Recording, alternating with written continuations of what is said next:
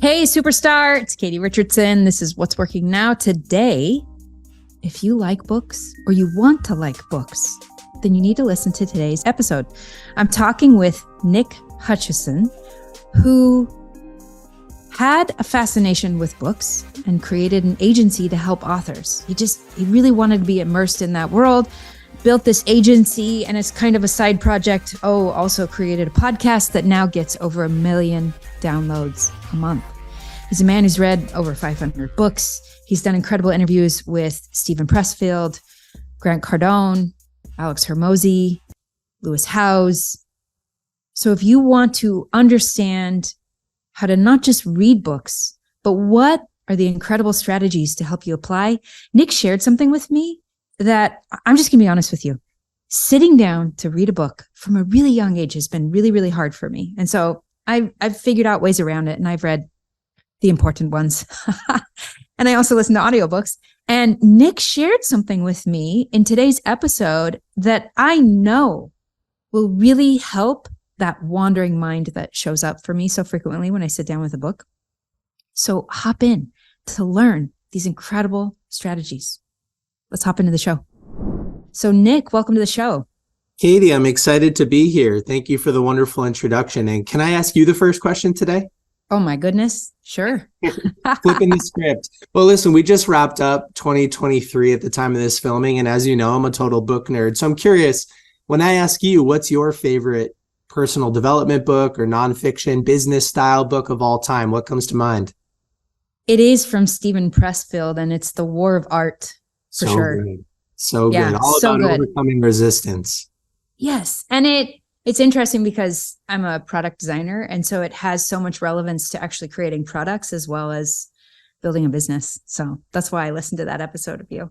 Yeah, it really does. We've interviewed Stephen a few times, and I'll tell you what, I actually got a chance one time to go to his house, and he lives in the most beautiful area. It's in Malibu. It's like up on a mountain. He has a huge plot of land because he bought it like 30 years ago. Yeah. And just the nicest guy. He's like exactly who you would want him to be off camera.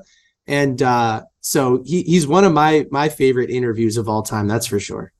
I love it. I love it. I love it. And the other one I downloaded is Alex Hormozi. I know him we were in the same mastermind for years. So I got to watch him build his empire. And now he's releasing all these books, which is so fantastic. Yeah, he's incredible. That was a really fun experience for me because I used one of his books, $100 million offers, to really 4x my monthly revenue at Book Thinkers, my agency, within a couple of months of reading the book. So talk about a return on investment. I mean, $20 in a few hours of my time literally generated 6 figures of additional revenue within a couple of months. I was like mind blown that a book could do that for me. So good. So good. Nick, obviously you're really passionate about books and reading and then applying that information. So take us back. Tell us the story of an experience that has radically formed and shaped how you view the world today. Well, when I was growing up, I was not much of a reader, which might surprise anybody that can see my background today. I've got like 1,000 books behind me and I own a book marketing agency.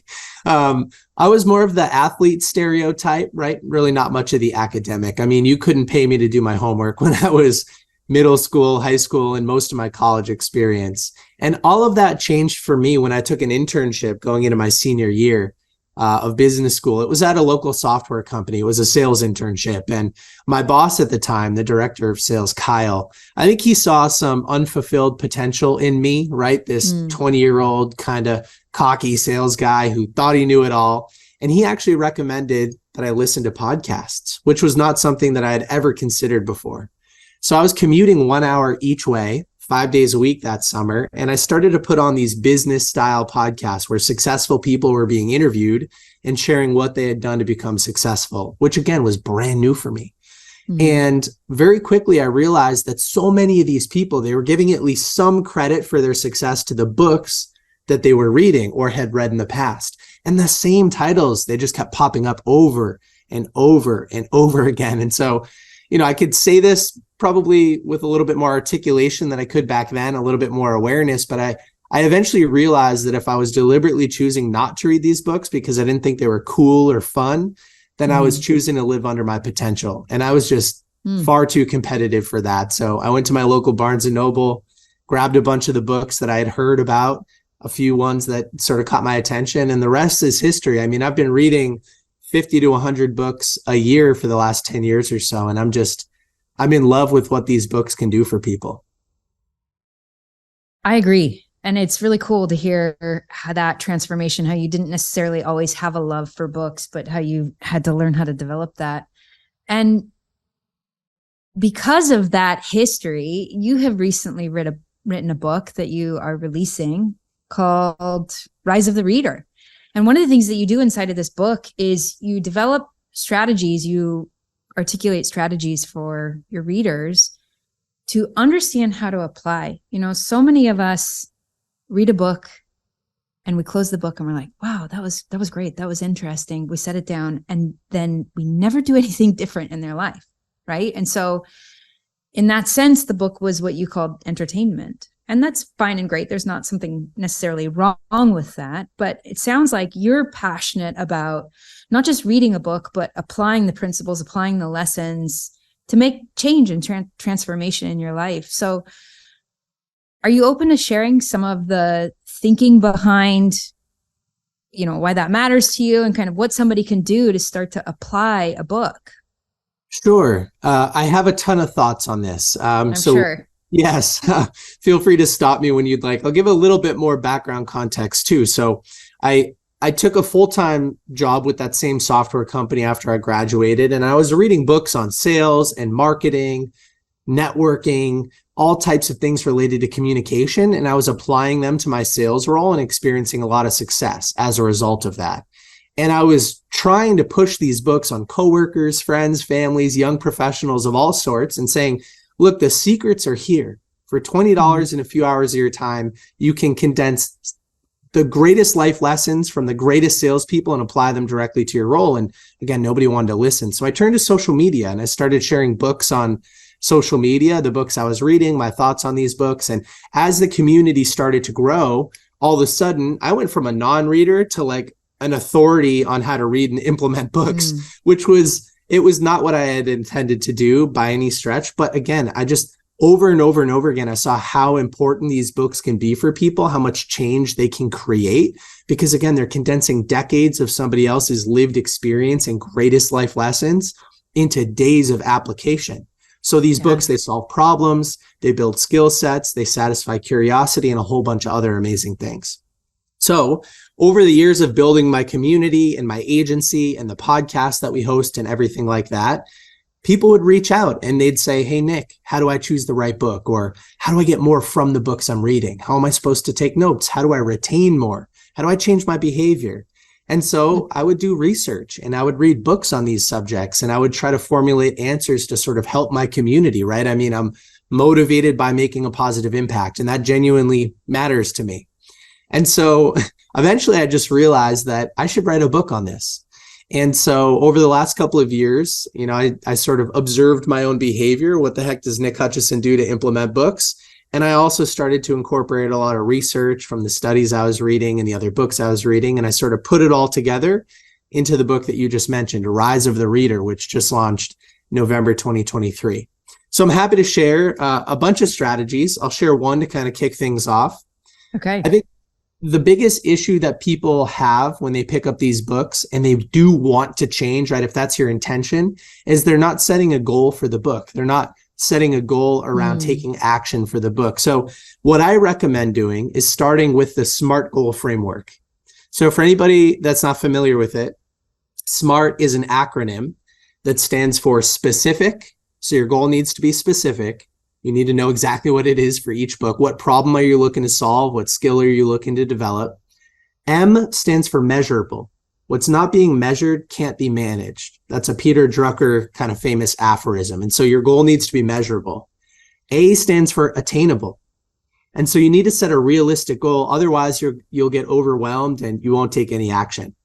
R stands for relevant. So you need to be emotionally connected to the goal. That will help you take more action, right? You're visualizing a good outcome after you build this skill or solve that problem. And T is time bound. You want to give yourself a deadline to take action. And so when you combine all of that and you apply it to a great book, we were talking about Alex Hormozy, we can apply it to his new book, $100 Million Leads. When you apply that framework to the book, you might set a SMART goal that looks like find and implement at least 2 lead generation strategies for my business book thinkers by the end of February. So that is specific. It's measurable, right? At the end, did you find and implement at least 2 lead gen strategies? It's attainable. I didn't say like make $100 million, just find it and implement 2 things. I'm emotionally connected to it because my business is a huge part of my life and it fulfills me in a big way. And by the end of February, it's time bound. And so what I'll do to kind of wrap this up is I'll write that intention on the inside cover of the book and I'll review it every time I read another chapter. So I'm sharing my goal with the book so that the book can share the goal back with me or the right information. And our brains have this reticular activating system. It's a natural filtering process. And so if you get very specific, right, that S in SMART, very specific on what you'd like to implement, everything else will melt away. And those actions that you can implement, in this case, the lead gen, they'll just jump off the page. And you're so much more likely to take action and implement the book if you build that SMART goal and review it every time you read a chapter. Nick, I love this. It's so simple. Oftentimes when we're trying to problem solve or move forward in something, we have this tendency to complicate things. And it is so simple and clear what you're talking about. Set a SMART goal, write that intention inside of the book. I love how you're sharing it with the book and then the book is sharing that back with you, that intention. So brilliant. So simple. I love it. Yeah, you'll have to apply that to the next book that you read. And it really does work magic. I mean, people, they apply intention to their goals for the year or the events that they attend, the conversations they're having, their relationships, but they don't do it for their books, right? And so I sort of stumbled into this, right, by accident, just like through trial and error, trying to get the most out of these books. And it really has worked wonders for me doing it this way. Well, and as you're even talking about that, I can think of times where I've sat down and I've started reading a book and there's this little voice in my head that's like, why are you reading this? Yes. And it just like nags me. I can remember the sophomore high school Katie who would raise her hand in the middle of math class and be like, why do I need this? Where am I going to use this? And in a similar way, you know, my mind hasn't answered that question. So it's, you know, pay attention to that question. Why are you reading this? Where are you specifically going to apply that? And to define that intention previously, I can already see how that will deepen your understanding of the principles. You know, I'm really active in my church congregation. And when I read scriptures, just to read scriptures, it's okay. But when I'm responsible for teaching the class on Sunday, then suddenly it's different, right? There's a specific intention. There is this need to repeat back and share information. And that changes the way that I'm reading and learning. And so I can see how this defined intention and really specific application that you've already decided beforehand. Again, it's blowing my mind, Nick. So good. So specific, so simple. Yeah. And you highlighted a couple of things that I think are also important to mention. One is that the earlier you can start this process, the better. I mean, I'm not randomly reading books and then choosing an intention, right? Because I saw the book on Instagram or whatever the case is. I identify a problem in my life that I'd like to solve. I go find the right book for it. I build that intention around the problem I'm trying to solve, and then I implement the information. So if you can get earlier into that process, you can have more of an emotional connection to it. And then you also highlighted the importance of teaching information to others. Mm-hmm. One of my mentors, he's a brilliant human being. His name's Kevin Horsley. He taught me that repetition leads to retention. And one of the best ways to repeat information is to teach it to other people, because you're forced to simplify the information, to store it and organize it in a way that will make sense for other people. And it's such a brilliant way to repeat the information over and over and over again. It happens by teaching it to other people. And so, yeah, a couple of brilliant things that you mentioned there. Yeah. Okay. Share with us another strategy. We've got set a SMART goal and then write that intention inside the book cover. Share another one, because this is good. Yeah. Something else that I love to do is I love to separate reading and note taking. So I've read far too many productivity books at this point to think that reading while taking notes is not multitasking, right? Reading is this passive activity that's just visual. Taking notes and implementing information, that involves a whole bunch of other senses and a bunch of different activities. And so I try to separate the two. I have dedicated reading time. And if I see something that I want to implement, I'll just quickly circle the page number, highlight the section, whatever the case is, but I don't want to lose my reading momentum. I don't want to multitask. I'll continue reading until the end of the chapter, the end of my reading session, the end of the hour, whatever the case is. And then once I'm done with the book, I'll go back through a second time in my dedicated kind of note-taking and implementation time period.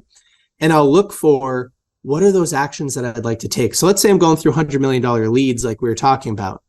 Not every action is created equal, right? Some of them have more leverage. Some of them are easier to implement. Some of them have more importance for our goal.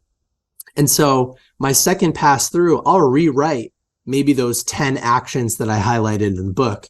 And I'll look at that list and I'll say, what 20% of these can create 80% of the change that I'm looking for? I'm not trying to implement the most number of items. I'm trying to implement the most efficient items with the highest amount of leverage and impact on my goal.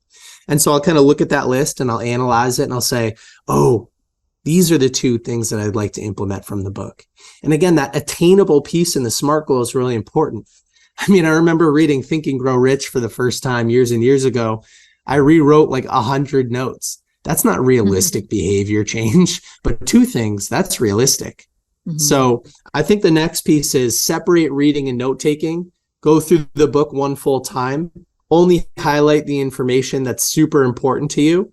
And then in your second pass through, only reread the pages that you've highlighted and just decide on a couple of actions to implement.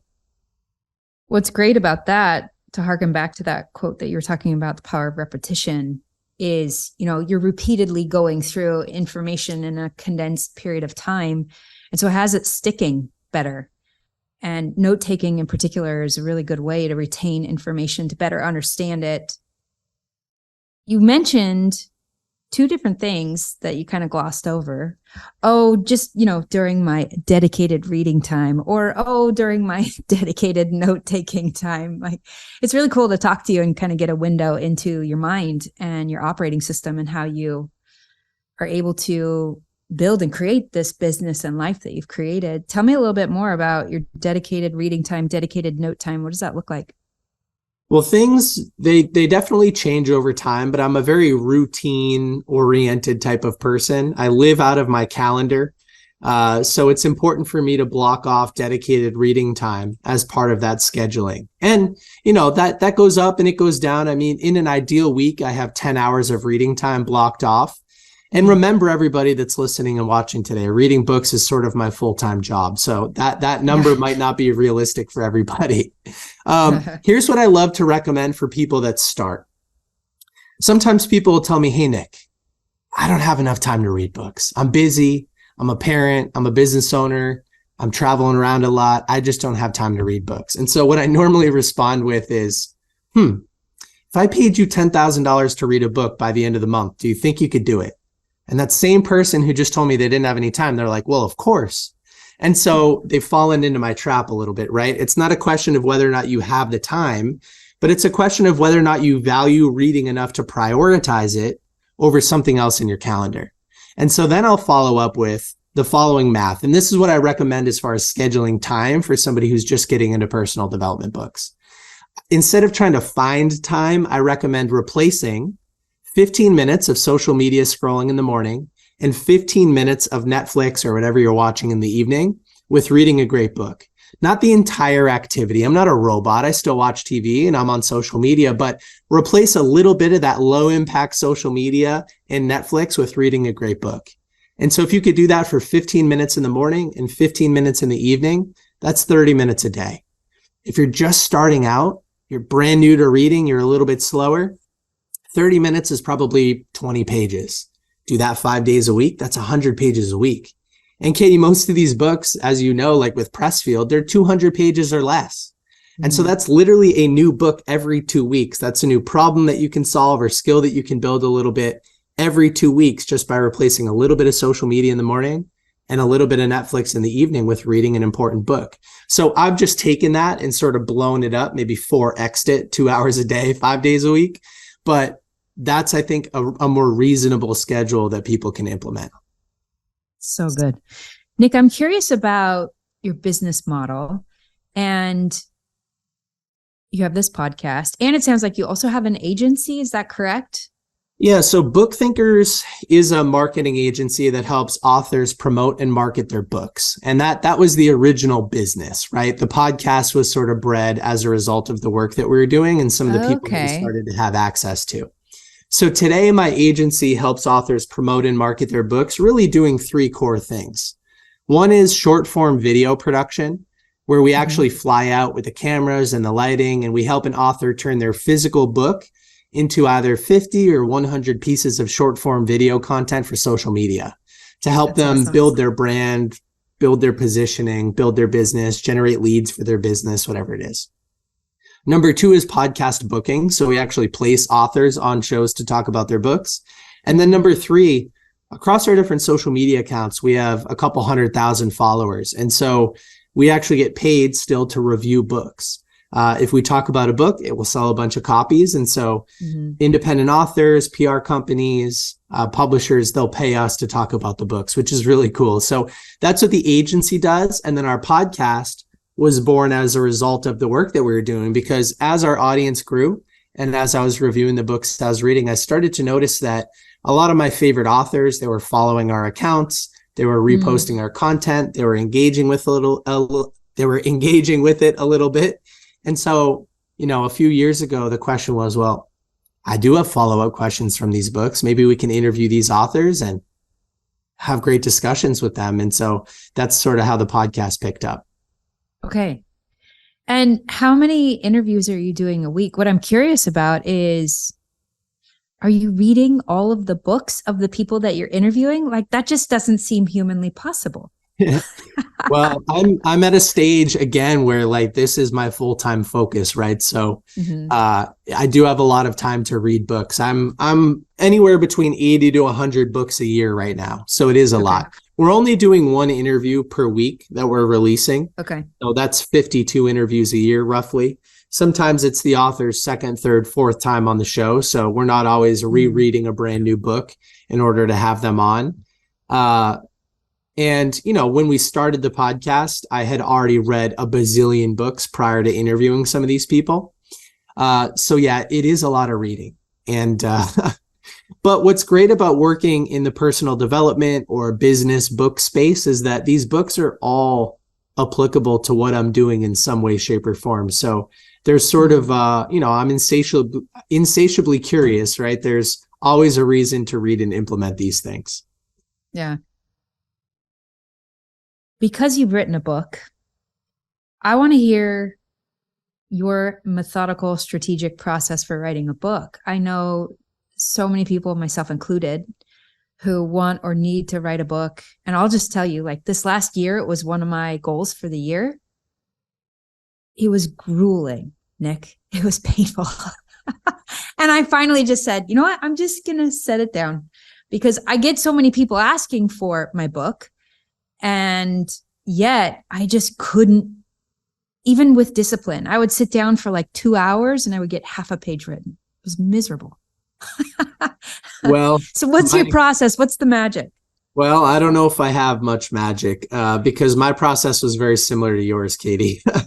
I started this process a couple of years ago, and I thought wrongly, but I thought that because I am a very disciplined person and I have a lot of routines, and I thought I could just dedicate 30 minutes or an hour a day and finish the book in a couple of months. And that just, it wasn't the case for me. It sounds like just for you. I actually, prior to starting the process, I read a handful of books on efficient writing styles and disciplines and routines, and I tried to implement them, and it didn't work for me. So here's something I'll say. I underestimated how difficult it was, right? I'm working with all these authors, not on their writing process, but on the book marketing piece right after it comes out.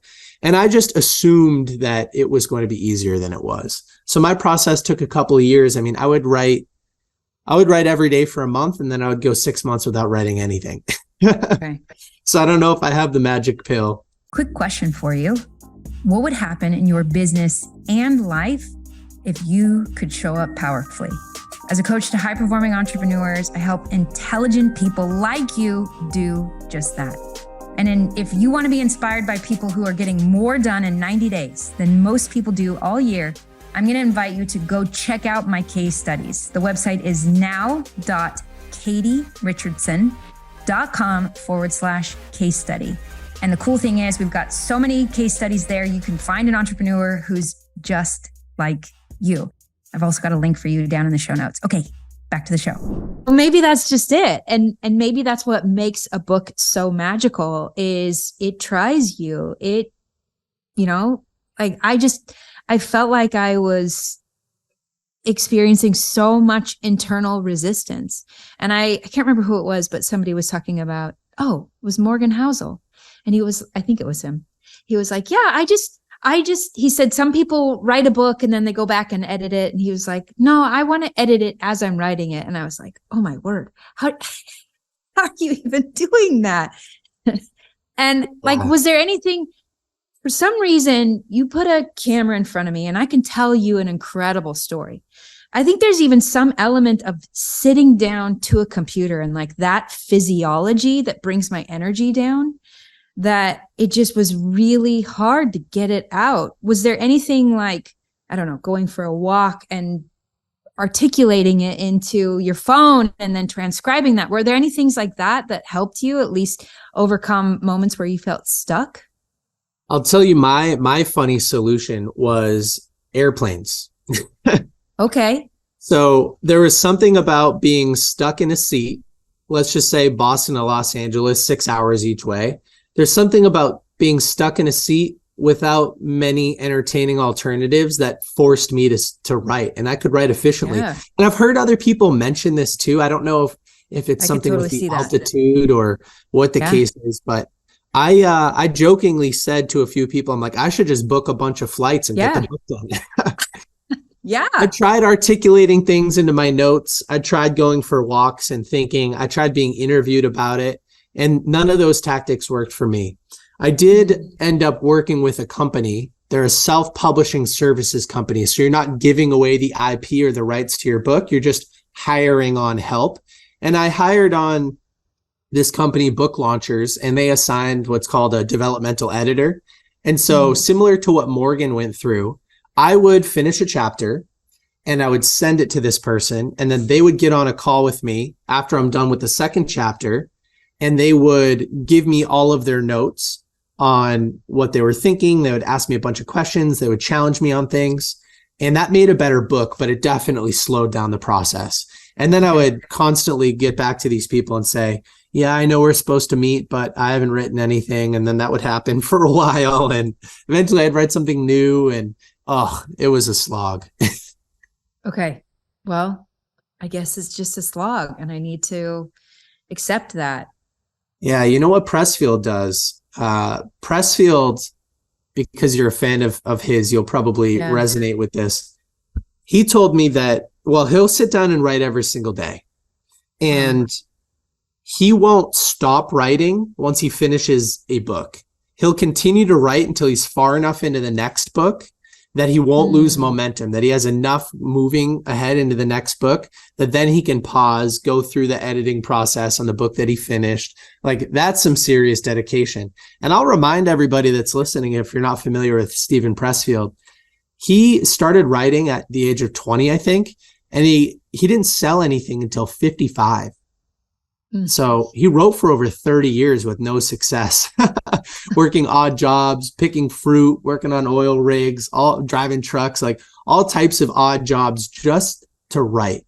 And now he's written multiple books that have sold millions of copies. And some of his books have been turned into movies. And I mean, he's ultra successful, but like, is the average person willing to delay gratification for 30 years? Probably not. And that's tough. It's a tough pill to swallow, but like sometimes that's what it takes to become successful like him. Sometimes I'll hear people say, I write books because I'm a writer and I just have to get it out. And in those moments, I'm like, I'm not. Yeah, me neither. I'm not a writer. And yeah, I want to, and maybe there's like the product designer in me that has a very specific process for getting a concept, an idea that's in my head onto paper and then into reality. And maybe I need to find some connection with that. Yeah. Well, I think that what pushed me through was the demand for it. I mean, running a large community, I would get questions every single week. And wow. I just wish that I wish, like, every time I was answering these people, how do you pick the right book? How do you take notes? How do you do this? How do you do that? I just, like, I would envision myself handing them a copy of the book. And that came from one of the authors that we've worked with, MJ DeMarco. He wrote a number of books, including The Millionaire Fastlane.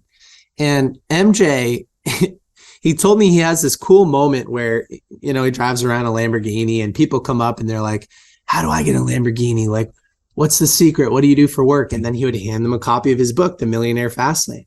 And so, and then funny enough, people would be like, well, I don't read, which is just so dumb. That's what you need to do to get a Lamborghini, right? And you're not willing to spend a few hours reading the book. But I just envisioned handing the book. There is so much demand that every week people are asking me these questions. And it's just like, all right, I got to get the book done. I got to get the book done. It was like a pressure building up. So I think that's what forced me to overcome the resistance. And it sounds like a lot of people are asking you about the book as well. And as they continue to ask, you know, it will just continue to build up the pressure and eventually you'll get it done. Yeah. The pain of having to every week one-off answer all of these questions built up enough that it had you put your head down long enough and write your book. Yeah. And just like you, I don't identify as a writer. I mean, I authored a book that does a pretty good job at helping people solve a specific problem, but I don't know how many more I have in me. You know, funny enough, you forget the pain pretty fast, right? Okay. You forget how hard it is. And then right when you finish your book, you're like, you know what? I have an idea for another one. So are you on to the next one? Not yet. I haven't started anything yet, but I probably will write another one. We've talked about a couple authors, people that you have interviewed. Maybe give us the top 3 books that have been most impactful or transformational for you.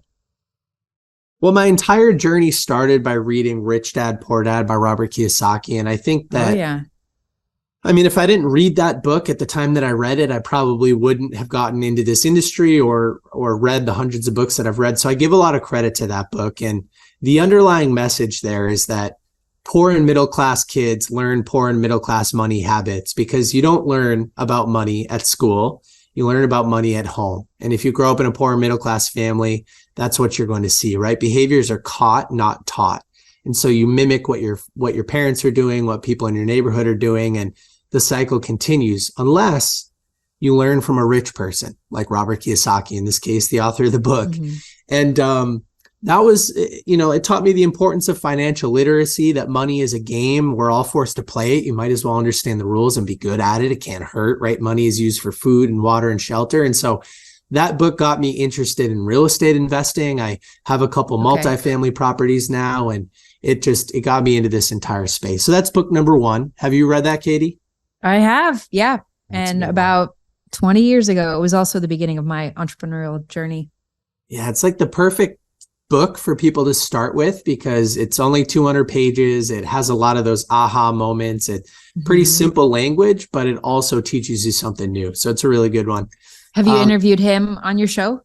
No, I haven't. The book was co-authored by somebody named Sharon Lecter. Yeah, originally. I know Sharon. Yeah, so I've spent a bunch of time talking with Sharon, but not Robert. Okay. Yeah. And I'll tell you a cool moment real quick. Just tell everybody a cool moment real quick with Sharon. One time I was telling her the story about how I read Rich Dad, Poor Dad and started this business and everything like that. And I said, thank you. And she said, don't thank me. I was like, what? Why not? And she said, that book has sold 35 plus million copies. And she said, what percentage of people decided to take action? Not very many. So she said, pat yourself on the back. Don't thank me. And I thought that was a cool moment. And again, it reinforces the importance of applying what you read. So book number 2, since you asked for 3, the second book I think that was most pivotal in my journey was The 4-Hour Workweek by Tim Ferriss. Oh, yeah. And oh, there's a thumbs down on my screen. Where did that come from? Zoom has all these new like functions. I must have done a thumbs down or something. I guess that was funny. Which again, another one of the important books that I read really early on. Keep going. Yeah, well, I can tell with your lifestyle and the homeschooling and the Puerto Rico life. So when I read The 4-Hour Workweek by Tim Ferriss, I think it was the subtitle that caught me. It's something like Escape 9 to 5 and Join the New Rich. And I thought, 9 to 5, like I'm working a 9 to 5 at the time and I'm in a cubicle sales job. And I read that book and Tim talked about going to Argentina and building an online business and the principles of automation, delegation, elimination. And I applied all of it. And I even went to Argentina by myself for 5 weeks. Like I followed in his footsteps in a big way. And I applied everything that I could from the book. And I took that cubicle position I had, I made it a remote position so that I could build my business on the side while still maintaining a full-time job. And I started traveling the world. And I mean, Tim really opened up my eyes. And there's actually a quote from the book that I have tattooed, which says reality is negotiable. And it's just a reminder that society has these expectations for what your life should look like, and they don't work for everybody. So you are capable of designing something that's uniquely fulfilling to you. And every time I feel that pressure, I can look at the tattoo and remind myself that I'm on my own journey and not everybody's going to be a big fan of it, but some people are. And so you find your tribe and that helps you build momentum. And here I am probably 10 years later after reading the book and it all worked, right? The book worked. Yeah. So I'm a big fan of that one. It's true. Okay. Love it. Tell us the third and then I have another question.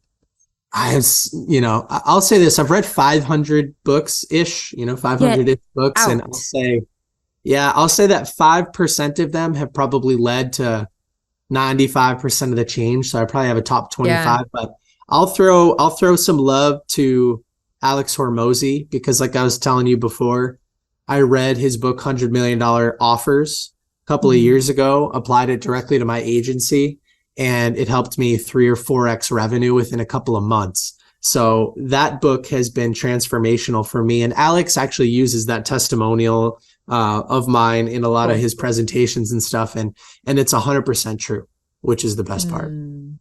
That's so cool. I love it. I had another question for you. Oh, yes. I'm totally blanking, Nick. Totally blanking.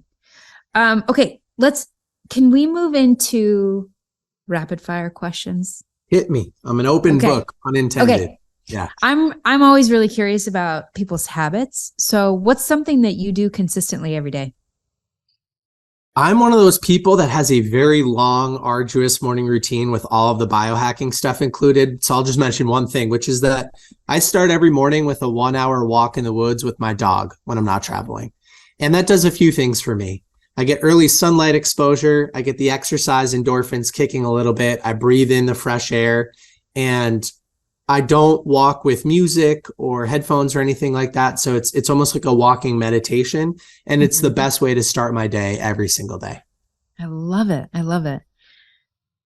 What's some good advice that somebody shared with you, maybe in a critical moment, that helped you move forward? When I had just started my agency and it was still a side hustle, I wanted to make the jump, and I had a mentor jump into it full time. And I had a mentor tell me, Nick, slow and steady wins the race. He said, no matter how many times you read Aesop's fable, The Tortoise and the Hare, the tortoise always wins. He said, don't jump off the cliff and try to build the parachute on the way down, because you're going to operate from a place of scarcity that will compromise your decision-making, your core values. And he said 95% of small businesses fail in the first 5 years because the founding team runs out of money.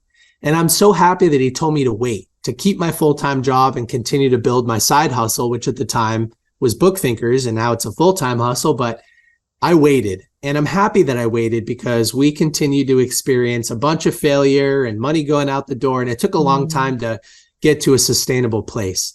And so again, slow and steady wins that race. Work on your own timeline. And I'm so happy that he gave me that advice.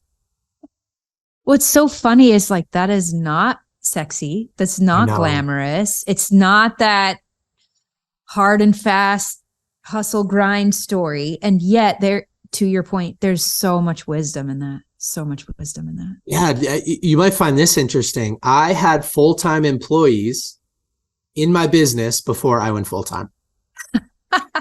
Okay, yes, that is interesting. You really meant it. Yes, and it worked, and unfortunately for so many people it doesn't work. And yeah, you hear the stories of the unicorn entrepreneurs and you see people like Alex go from zero to, millions of followers overnight, but for every person that's experiencing that, there's 999 that aren't.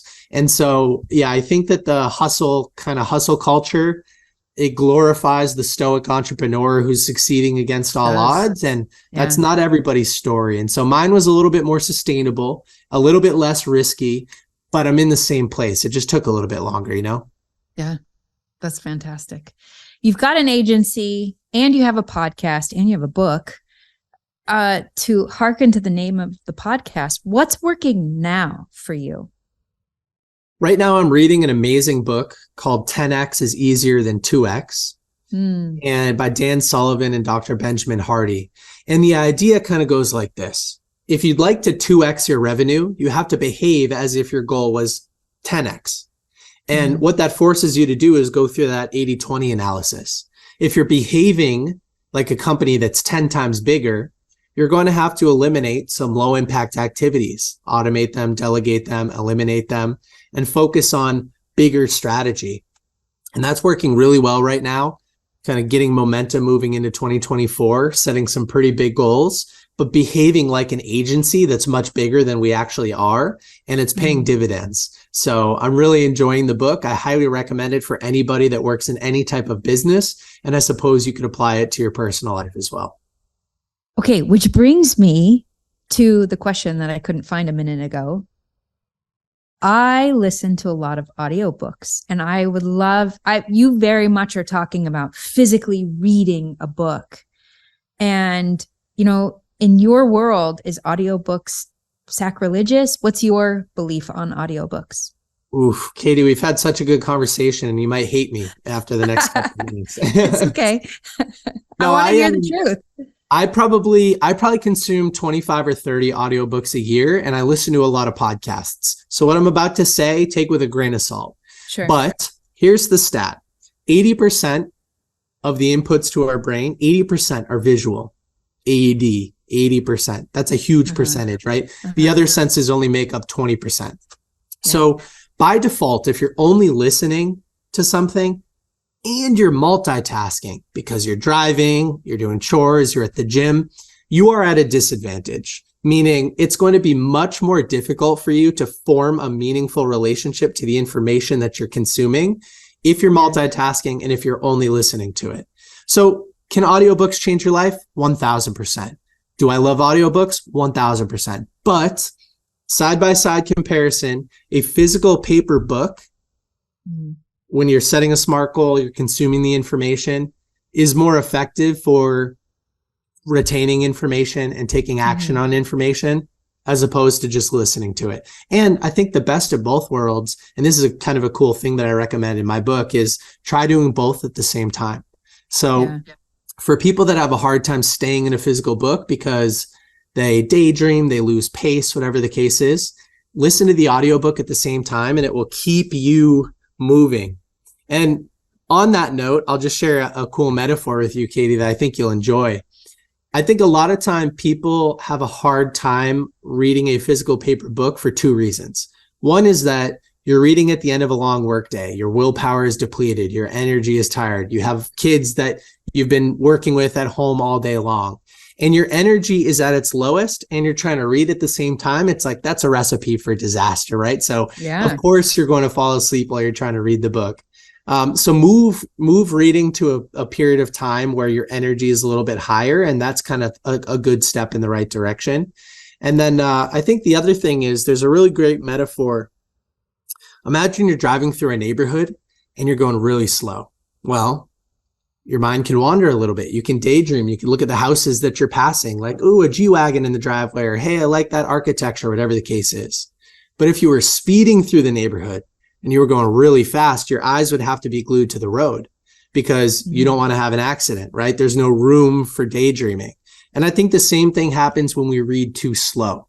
You're not leveraging your brain's full capacity. And so as a result, the reading sort of starts to blend together. You start to daydream. You have to reread the same page 3 or 4 times. But if you read really fast, and I mean just like slightly above what your normal is, then your eyes kind of get stuck to the page and you'll have a much easier time paying attention. Do you do any sort of speed reading? Have you practiced any of that? I've tried all sorts of things, but at the end of the day, for reading to be sustainable for me, I have to enjoy the process above anything else. And so I enjoy reading fast. I mean, a lot faster than when I first started, but not removing subvocalization and like only reading every third word, or, there's so many different strategies out there. I definitely still subvocalize, and I definitely still read every word of every page. Nick, you're breaking all the rules. I love it. I know. Again, it's like, how do you sustain it? It's such an important part of my life. How do I sustain it? I have to enjoy it. And I think that's what I optimize for. Yeah. The book is called Rise of the Reader, the podcast, Book Thinkers. Nick, this has been an amazing conversation interview. I was looking forward and a little bit nervous to talk to you because I do struggle to actually sit down and read books. I always have from a really young age. It was just a struggle for me. And if I wanted to get lost in my imagination, all I had to do is sit down and open a book and I could think about anything but what I was reading. And, this process of listening to the audio and sitting down with the book, I think that's fantastic. I think it's wonderful.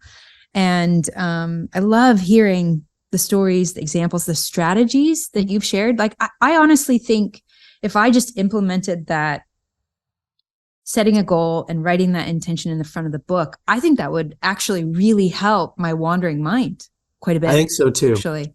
Yeah. You're giving yourself a goal to focus on, and, you're always 3 feet from gold. Like, there's that metaphor. Yeah. And when you set a very specific goal and you're searching for a very specific action to take, you never know. It might be on the next page. And so you're starting to add a little bit of variability, which increases dopamine release. Like, there's a lot of mechanics to it. So try it out, and then you'll have to let me know how it goes. I mean, I certainly haven't read 500 books like you have, but it was interesting because as you listed the books that you have read, I was like, I have physically read those ones. Yes. So I guess I found the right ones. Thank you so much. This was such an incredible conversation. Go get the book, Rise of the Reader. And Nick, are you active on any of the social platforms? Yeah, the best place for people to reach me is at Book Thinkers on every social platform, at Book Thinkers. That's the name of our agency, but that's where we post a new book recommendation every day and clips from our show and all kind of stuff like that. Awesome. So good. Thank you so much for this interview. And for everybody who's listening, this is What's Working Now. Thanks for listening to the What's Working Now podcast. If you found today's episode to be interesting, be sure to share this with a friend. And if you are looking to level up your organization as a CEO, I'm going to invite you to join the Now newsletter. This is a weekly newsletter. I send it out on Fridays. I tell personal stories, talk about what it's like to build a significant business while raising a family, homeschooling kids.